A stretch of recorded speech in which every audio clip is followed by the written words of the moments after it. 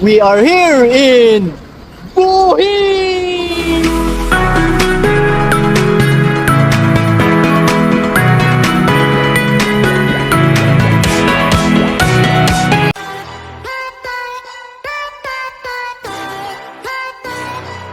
Dito kami sa Maguindara.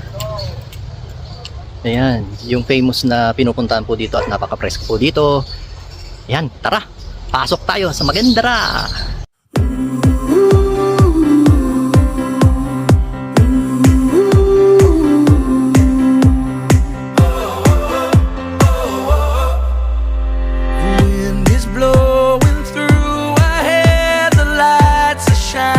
Andito nga pala kami sa Buhi, Camarines Sur at andito kami sa Maguindara ngayon. Isa po siyang part na ang view niya is yung Lake Buhi. At ang entrance nga niya pala is 10 pesos lang per head. Pero napakaganda po, napaka-stunning po ng view niya. Papakita ko po sa inyo. Ayan po. Ito po yung front ng lake. At meron pong mga cottage, pero pwede po kayo dyan mag-date, yung mga magkasintahan, yung mga family, yan pwede po dito, pwede rin po kayong magmuni-muni, at pero meron din po nagfi-fishing dito, pwede din po kayong mag-fishing. Ayan, ang dami nga pong nagfi-fishing dito, napakaganda po dito.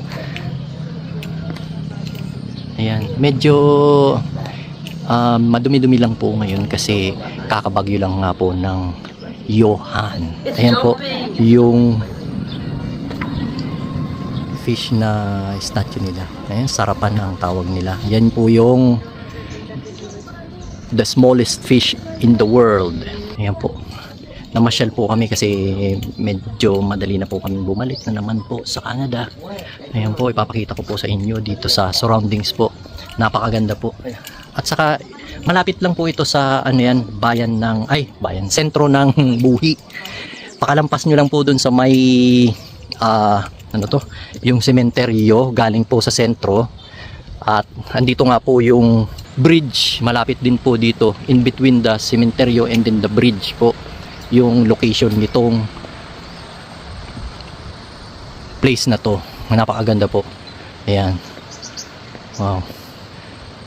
Yan, makikita nyo po yung likod ng Mount Iriga at saka yung mga mountain po dito. Kaya napakaganda po ng scenery. Yan, napaka-presko pa. Napaka-presko kasi maraming puno.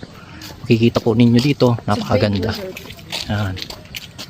Yan. Kaya yung mga gusto pong mamasyal po dito, 10 pesos lang po ang kanilang entrance. Para lang po yan sa maintenance nitong place na to.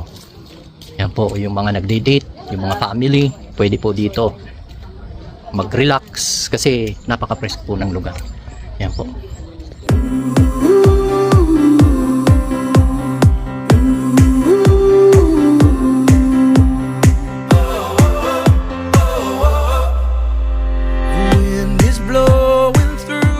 Ayun, nakatapos na rin kami sa pag-ikot doon sa Buhi through Iriga City.